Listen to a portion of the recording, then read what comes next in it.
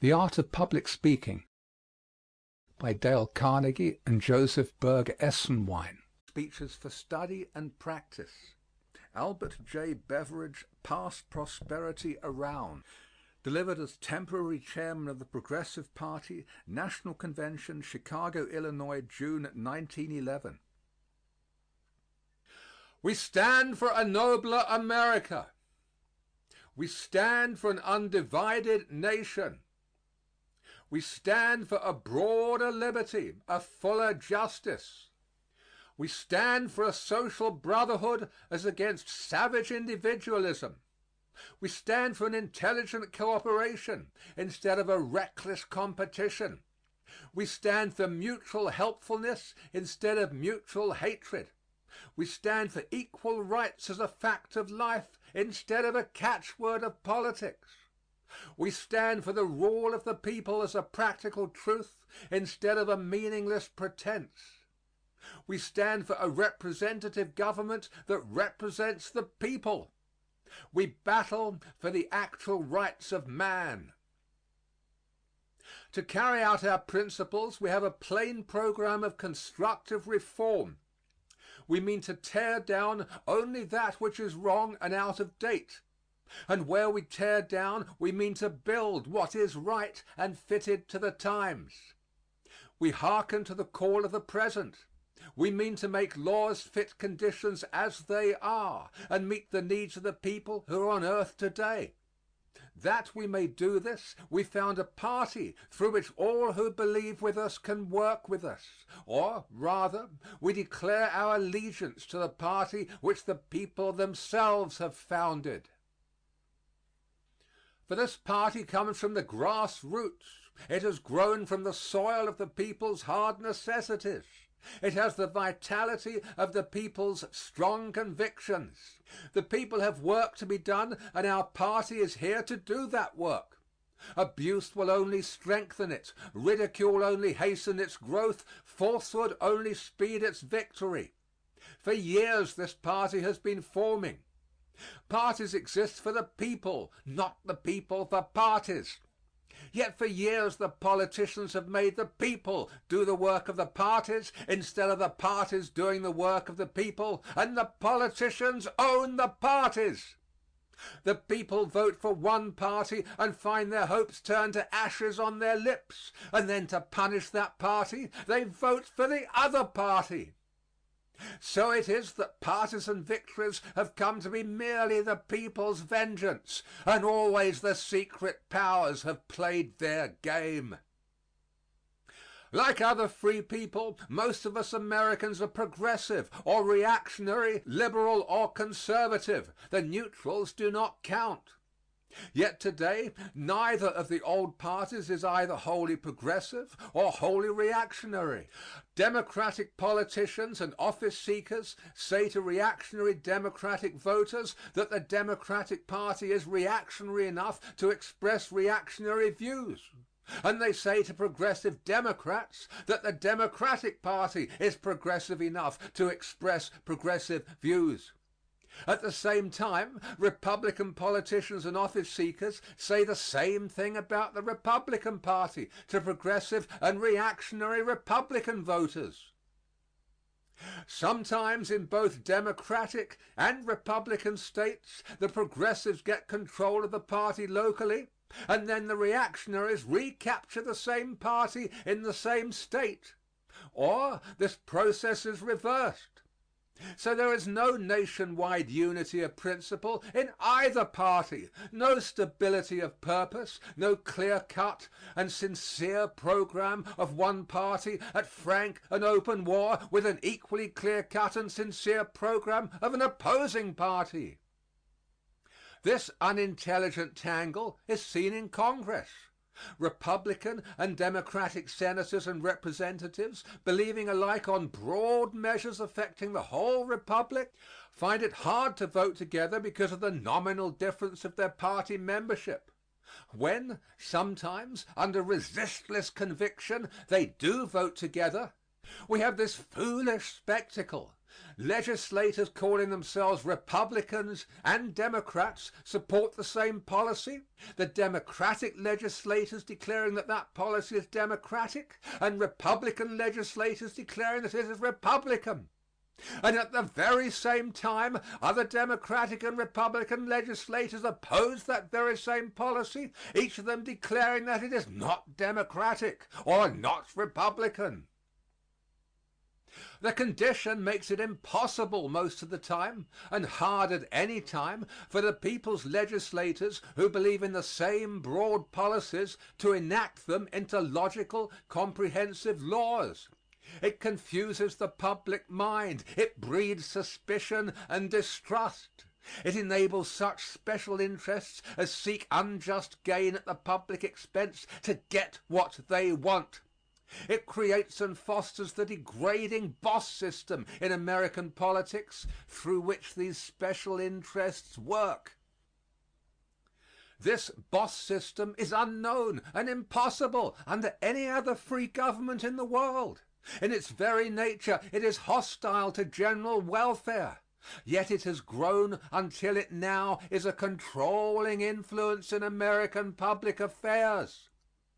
At the present moment, notorious bosses are in the saddle of both old parties in various important states which must be carried to elect a president. This black horse cavalry is the most important force in the practical work of the Democratic and Republican parties in the present campaign. Neither of the old party's nominees for president can escape obligation to these old party bosses or shake their practical hold on many and powerful members of the national legislature. Under this boss system, no matter which party wins, the people seldom win, but the bosses almost always win, and they never work for the people.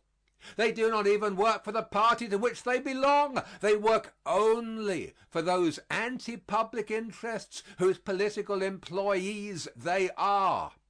It is these interests that are the real victors in the end. These special interests which suck the people's substance are bipartisan. They use both parties. They are the invisible government behind our visible government. Democratic and Republican bosses alike are brother officers of this hidden power.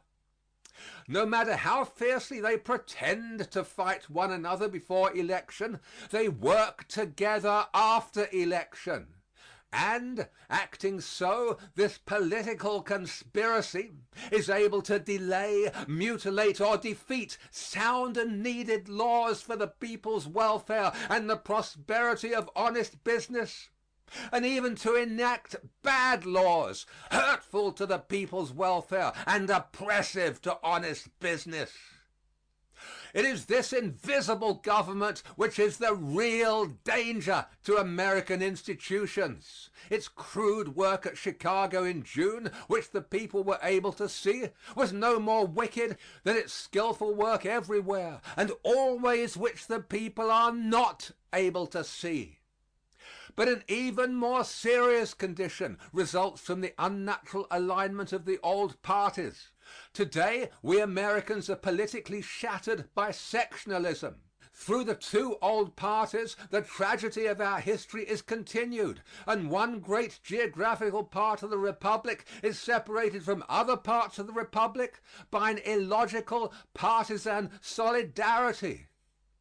The South has men and women as genuinely progressive and others as genuinely reactionary as those in other parts of our country. Yet, for well-known reasons, these sincere and honest Southern progressives and reactionaries vote together in a single party, which is neither progressive nor reactionary. They vote a dead tradition and a local fear, not a living conviction and a national faith. They vote not for the Democratic Party, but against the Republican Party. They want to be free from this condition. They can be free from it through the National Progressive Party. For the problems which America faces today are economic and national. They have to do with a more just distribution of prosperity. They concern the living of the people, and therefore the more direct government of the people by themselves. They affect the South exactly as they affect the North, the East, or the West. It is an artificial and dangerous condition that prevents the Southern man and woman from acting with the Northern man and woman who believe the same thing. Yet just that is what the old parties do prevent. Not only does this out-of-date partisanship cut our nation into two geographical sections, it also robs the nation of a priceless asset of thought in working out our national destiny. The South once was famous for brilliant and constructive thinking on national problems. And today the South has minds as brilliant and constructive as of old. But Southern intellect cannot freely and fully aid, in terms of politics, the solving of the nation's problems. This is so because of a partisan sectionalism which has nothing to do with those problems. Yet these problems can be solved only in terms of politics. The root of the wrongs which hurt the people is the fact that the people's government has been taken away from them. The invisible government has usurped the people's government. Their government must be given back to the people. And so the first purpose of the Progressive Party is to make sure the rule of the people. The rule of the people means that the people themselves shall nominate as well as elect all candidates for office, including senators and presidents of the United States. What profiteth it the people if they do only the electing while the invisible government does the nominating? The rule of the people means that when the people's legislators make a law which hurts the people themselves may reject it. The rule of the people means that when the people's legislators refuse to pass a law which the people need, the people themselves may pass it. The rule of the people means that when the people's employees do not do the people's work well and honestly, the people may discharge them exactly as a businessman discharges employees who do not do their work well and honestly. The people's officials are the people's servants, not the people's masters. We progressives believe in this rule of the people, that the people themselves may deal with their own destiny. Who knows the people's needs so well as the people themselves? Who's so patient as the people? Who's so long-suffering? Who's so just? Who's so wise to solve their own problems? Today, these problems concern the living of the people. Yet in the present stage of American development, these problems should not exist in this country. For in all the world there is no land so rich as ours. Our fields can feed hundreds of millions. We have more minerals than the whole of Europe. Invention has made easy the turning of this vast natural wealth into supplies for all the needs of man. One worker today can produce more than 20 workers could produce a century ago. The people living in this land of gold are the most daring and resourceful on the globe. Coming from the hardiest stock of every nation of the old world, their very history in the new world has made Americans a peculiar people in courage, initiative, love of justice, and all the elements of independent character. And compared with other people, we are very few in numbers. There are only 90 millions of us scattered over a continent. Germany has 65 millions packed in a country very much smaller than Texas. The population of Great Britain and Ireland could be set down in California and still have more than enough room for the population of Holland. If this country were as thickly peopled as Belgium, there would be more than 1,200 million instead of only 90 million persons within our borders. So we have more than enough to supply every human being beneath the flag. There ought not to be in this republic a single day of bad business, a single unemployed working man, a single unfed child. American business men should never know an hour of uncertainty, discouragement, or fear. American working men never a day of low wages, idleness, or want. Hunger should never walk in these thinly peopled gardens of plenty. And yet, in spite of all these favors which Providence has showered upon us, the living of people is the problem of the hour. Hundreds of thousands of hard-working Americans find it difficult to get enough to live on. The average income of an American laborer is less than $500 a year.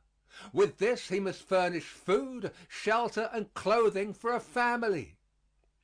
Women, whose nourishing and protection should be the first care of the state, not only are driven into the mighty army of wage earners, but are forced to work under unfair and degrading conditions.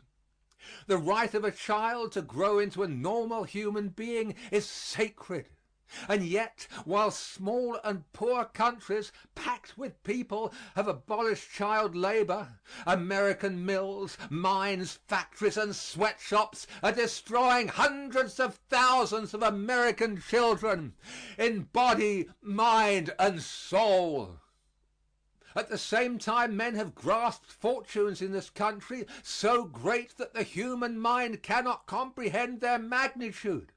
These mountains of wealth are far larger than even that lavish reward which no one would deny to business risk or genius. On the other hand, American business is uncertain and unsteady compared with the business of other nations. American businessmen are the best and bravest in the world, and yet our business conditions hamper their energies and chill their courage. We have no permanency in business affairs, no sure outlook upon the business future. This unsettled state of American business prevents it from realizing for the people that great and continuous prosperity which our country's location, vast wealth, and small population justifies. We mean to remedy these conditions. We mean not only to make prosperity steady, but to give to the many who earn it a just share of that prosperity, instead of helping the few who do not earn it to take an unjust share. The progressive motto is pass prosperity around. To make human living easier, to free the hands of honest business, to make trade and commerce sound and steady, to protect womanhood, save childhood, and restore the dignity of manhood, these are the tasks we must do. What, then, is the progressive answer to these questions? We are able to give it specifically and concretely. The first work before us is the revival of honest business. For business is nothing but the industrial and trade activities of all the people. Men grow the products of the field, cut ripe timber from the forest, dig metal from the mine, fashion all for human use, carry them to the marketplace and exchange them according to their mutual needs, and this is business. With our vast advantages contrasted with the vast disadvantages of other nations, American business all the time should be the best and steadiest in the world. But it is not.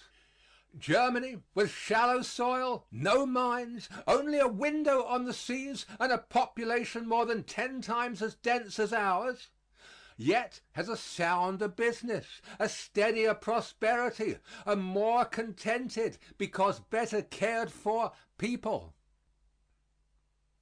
What, then, must we do to make American business better? We must do what poorer nations have done. We must end the abuses of business by striking down those abuses instead of striking down business itself. We must try to make little business big and all business honest, instead of striving to make big business little and yet letting it remain dishonest. Present-day business is as unlike old-time business as the old-time ox cart is unlike the present-day locomotive. Invention has made the whole world over again. The railroad, telegraph, telephone have bound the people of modern nations into families. To do the business of these closely knit millions in every modern country, great business concerns came into being. What we call big business is the child of the economic progress of mankind. So warfare to destroy big business is foolish because it cannot succeed, and wicked because it ought not to succeed. Warfare to destroy big business does not hurt big business, which always comes out on top, so much as it hurts all other business, which, in such a warfare, never comes out on top. With the growth of big business came business evils just as great. It is these evils of big business that hurt the people and injure all other business. One of these wrongs is overcapitalization, which taxes the people's very living. Another is the manipulation of prices to the unsettlement of all normal business and to the people's damage.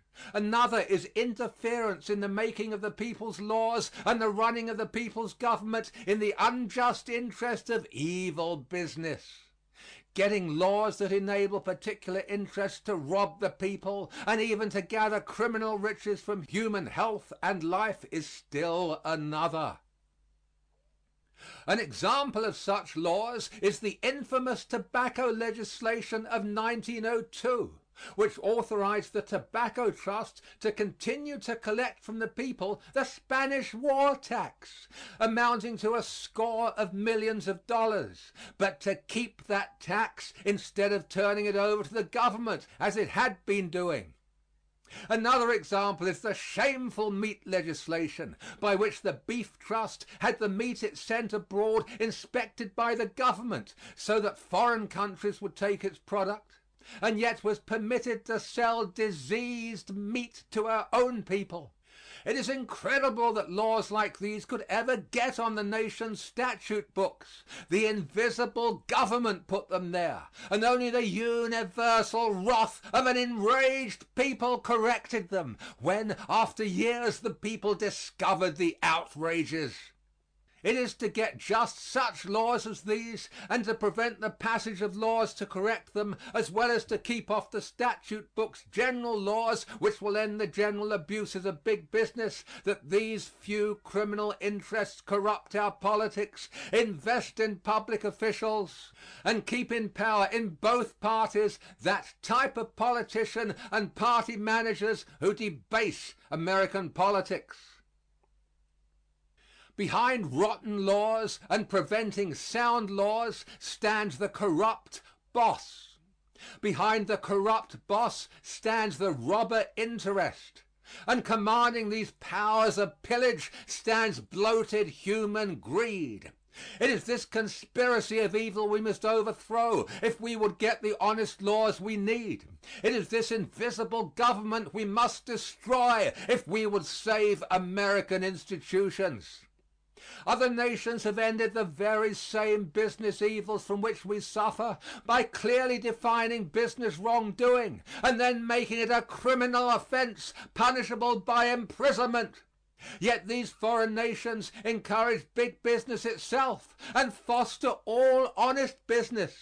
But they do not tolerate dishonest business, little or big. What then shall we Americans do? Common sense and the experience of the world says that we ought to keep the good big business does for us and stop the wrongs that big business does to us. Yet we have done just the other thing. We have struck at big business itself and have not even aimed to strike at the evils of big business. Nearly 25 years ago, Congress passed a law to govern American business in the present time, which Parliament passed in the reign of King James to govern English business in that time. For a quarter of a century, the courts have tried to make this law work. Yet, during this very time, trusts grew greater in number and power than in the whole history of the world before. and their evils flourished unhindered and unchecked. These great business concerns grew because natural laws made them grow, and artificial law, at war with natural law, could not stop their growth. But their evils grew faster than the trusts themselves, because avarice nourished those evils, and no law of any kind stopped avarice from nourishing them. Nor is this the worst. Under the shifting interpretation of the Sherman law, uncertainty and fear is chilling the energies of the great body of honest American businessmen. As the Sherman law now stands, no two businessmen can arrange their mutual affairs and be sure that they are not lawbreakers. This is the main hindrance to the immediate and permanent revival of American business. If German or English businessmen, with all their disadvantages compared with our advantages, were manacled by our Sherman law, as it stands they soon would be bankrupt. Indeed, foreign businessmen declare that, if their countries had such a law, so administered, they could not do business at all. Even this is not all. By the decrees of our courts, under the Sherman law, the two mightiest trusts on earth have actually been licensed, in the practical outcome, to go on doing every wrong they ever committed. Under the decrees of the courts, the oil and tobacco trusts still can raise prices unjustly, and already have done so.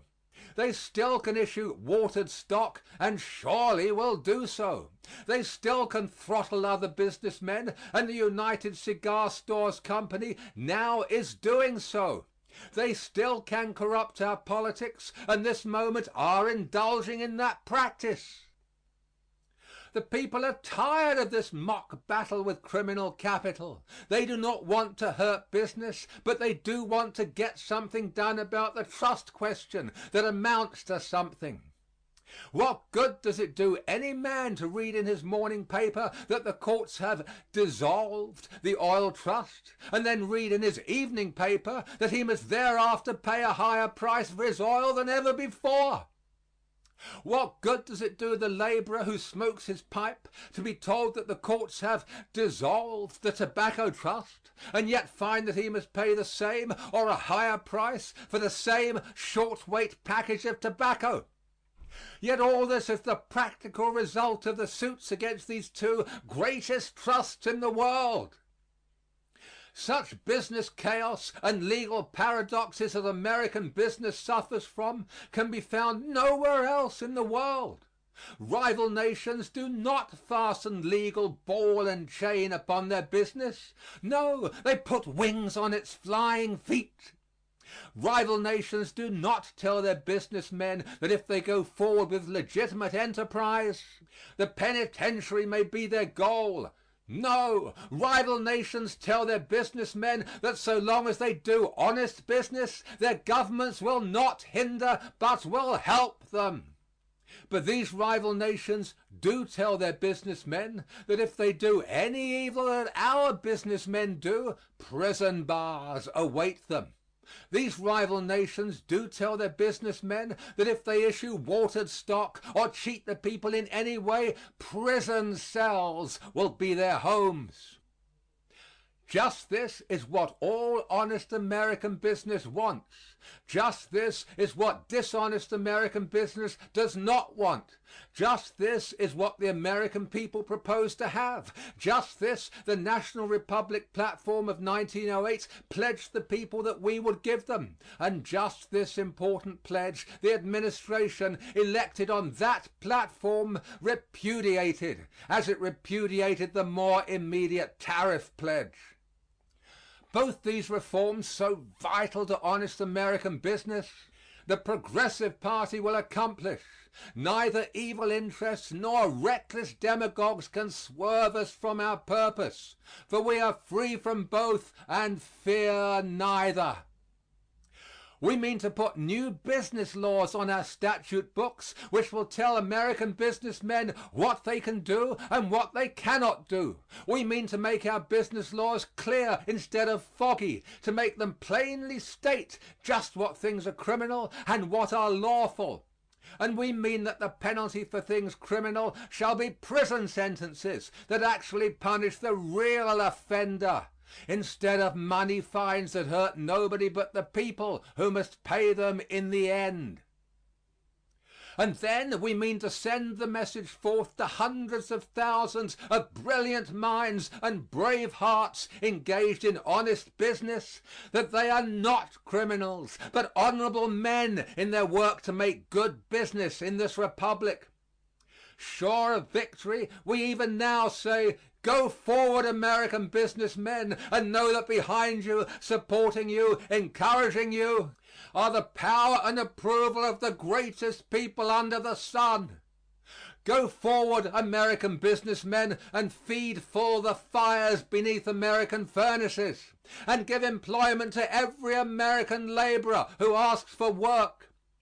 Go forward, American businessmen, and capture the markets of the world for American trade, and know that on the wings of your commerce you carry liberty throughout the world and to every inhabitant thereof. Go forward, American businessmen, and realize that in the time to come it shall be said of you, as it is said of the hand that rounded Peter's dome, he builded better than he knew. The next great business reform we must have to steadily increase American prosperity is to change the method of building our tariffs. The tariff must be taken out of politics and treated as a business question instead of as a political question. Heretofore we have done just the other thing. That is why American business is upset every few years by unnecessary tariff upheavals and is weakened by uncertainty in the periods between. The greatest need of business is certainty, but the only thing certain about our tariff is uncertainty. What then should we do to make our tariff changes strengthen business instead of weakening business? Rival protective tariff nations have answered that question. Common sense has answered it. Next to our need to make the Sherman law modern, understandable, and just, our greatest fiscal need is a genuine, permanent, nonpartisan tariff commission. 5 years ago, when the fight for this great business measure was begun in the Senate, the bosses of both parties were against it. So, when the last revision of the tariff was on and a tariff commission might have been written into the tariff law, the administration would not aid this reform. When 2 years later the administration supported it weakly, the bipartisan boss system killed it. There has not been and will not be any sincere and honest effort by the old parties to get a tariff commission. There has not been and will not be any sincere and honest purpose by those parties to take the tariff out of politics. For the tariff in politics is the excuse for those sham political battles which give the spoilers their opportunity. The tariff in politics is one of the invisible government's methods of wringing tribute from the people. Through the tariff in politics, the beneficiaries of tariff excesses are cared for, no matter which party is revising. Who has forgotten the tariff scandals that made President Cleveland denounce the Wilson-Gorman bill as a perfidy and a dishonor? Who can ever forget the brazen robberies forced into the Payne-Aldrich bill, which Mr. Taft defended as the best ever made? If everyone else forgets these things, the interests that profited by them never will forget them. The bosses and lobbyists that grew rich by putting them through never will forget them. That is why the invisible government and its agents want to keep the old method of tariff building. For, though such tariff revisions may make lean years for the people, they make fat years for the powers of pillage and their agents. So neither of the old parties can honestly carry out any tariff policies which they pledge the people to carry out. But even if they could, and even if they were sincere, the old party platforms are in error on tariff policy. The Democratic platform declares for free trade, but free trade is wrong and ruinous. The Republican platform permits extortion, but tariff extortion is robbery by law. The Progressive Party is for honest protection, and honest protection is right and a condition of American prosperity.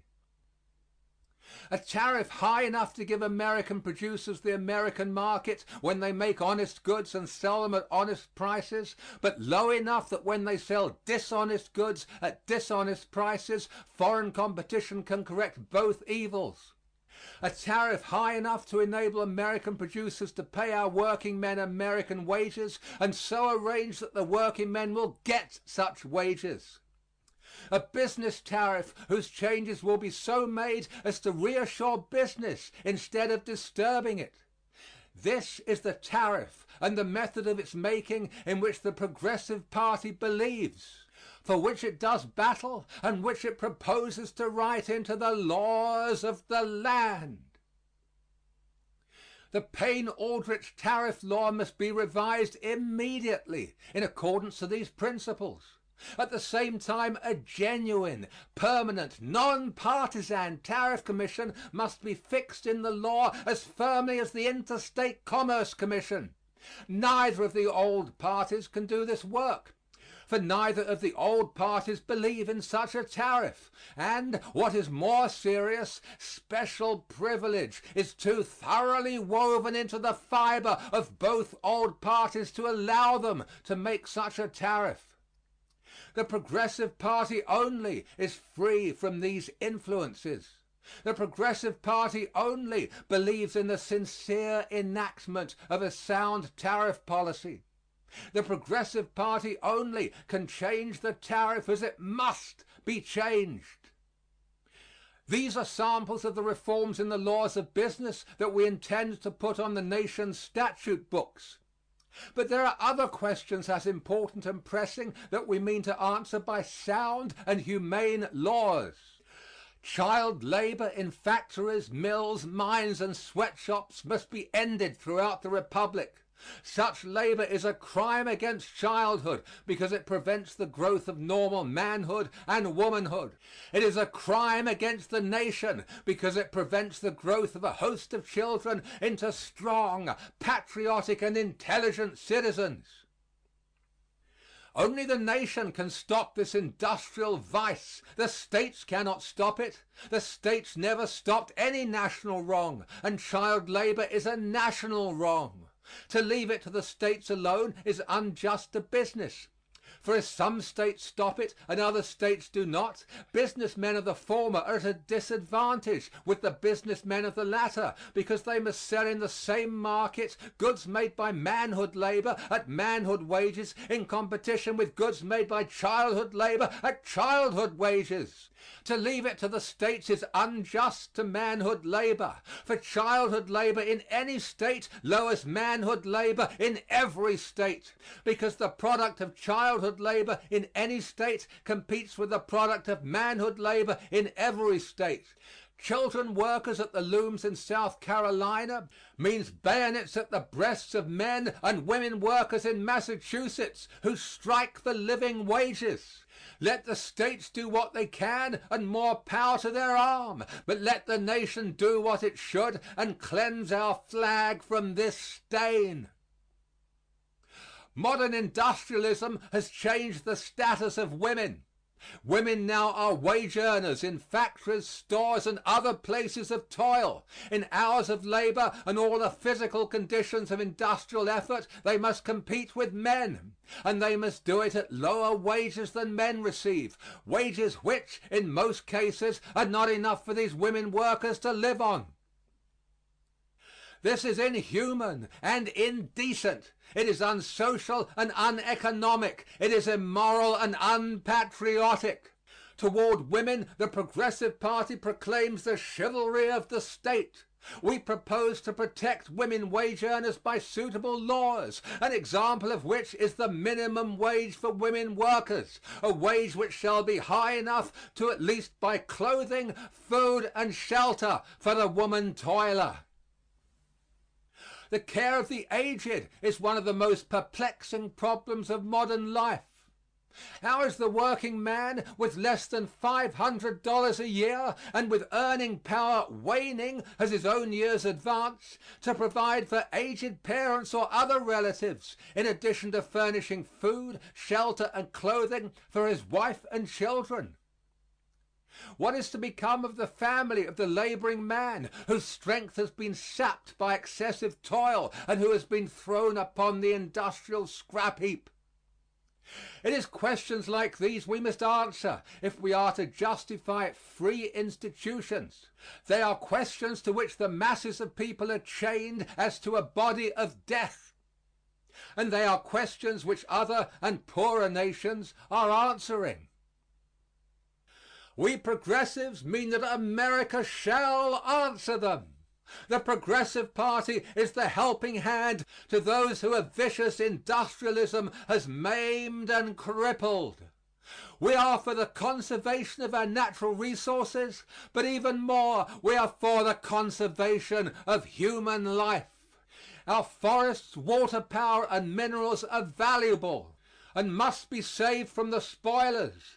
But men, women, and children are more valuable, and they too must be saved from the spoilers. Because women, as much as men, are a part of our economic and social life, women, as much as men, should have the voting power to solve all economic and social problems. Votes for women are theirs as a matter of natural right alone. Votes for women should be theirs as a matter of political wisdom also.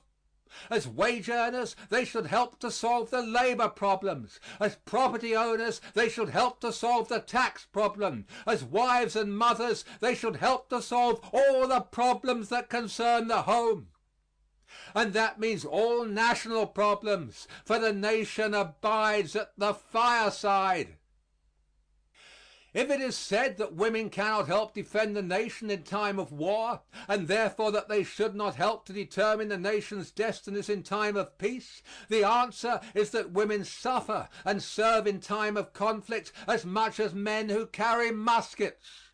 And the deeper answer is that those who bear the nation's soldiers are as much the nation's defenders as their sons. Public spokesmen for the invisible government say that many of our reforms are unconstitutional.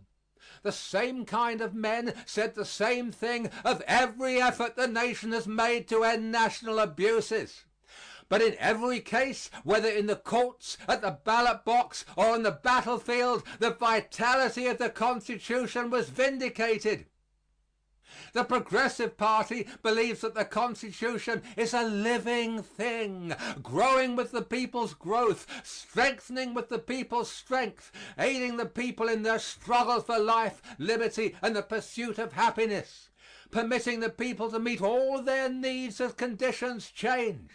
The opposition believes that the Constitution is a dead form, holding back the people's growth, shackling the people's strength, but giving a free hand to malign powers that prey upon the people.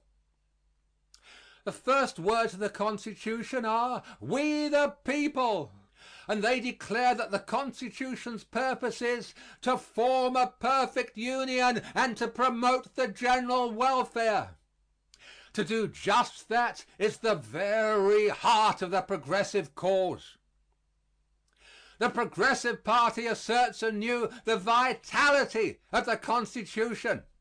We believe in the true doctrine of states' rights, which forbids the nation from interfering with states' affairs and also forbids the states from interfering with national affairs. The combined intelligence and composite conscience of the American people is as irresistible as it is righteous, and the Constitution does not prevent that force from working out the general welfare. From certain sources we hear preachments about the danger of our reforms to American institutions. What is the purpose of American institutions?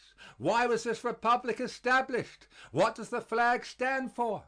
What do these things mean?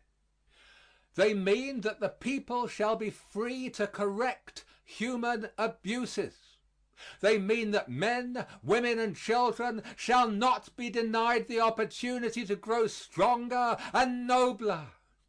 They mean that the people shall have the power to make our land each day a better place to live in. They mean the realities of liberty and not the academics of theory. They mean the actual progress of the race in tangible items of daily living and not the theoretics of barren disputation. If they do not mean these things, they are as sounding brass and tinkling cymbals. A nation of strong, upright men and women, a nation of wholesome homes, realizing the best ideals, a nation whose power is glorified by its justice and whose justice is the conscience of scores of millions of God-fearing people. That is the nation the people need and want, and that is the nation they shall have. For never doubt that we Americans will make good the real meaning of our institutions. Never doubt that we will solve in righteousness and wisdom every vexing problem. Never doubt that in the end the hand from above that leads us upward will prevail over the hand from below that drags us downward. Never doubt that we are indeed a nation whose God is the Lord. And so, never doubt that a braver, fairer, cleaner America surely will come, that a better and brighter life for all beneath the flag surely will be achieved.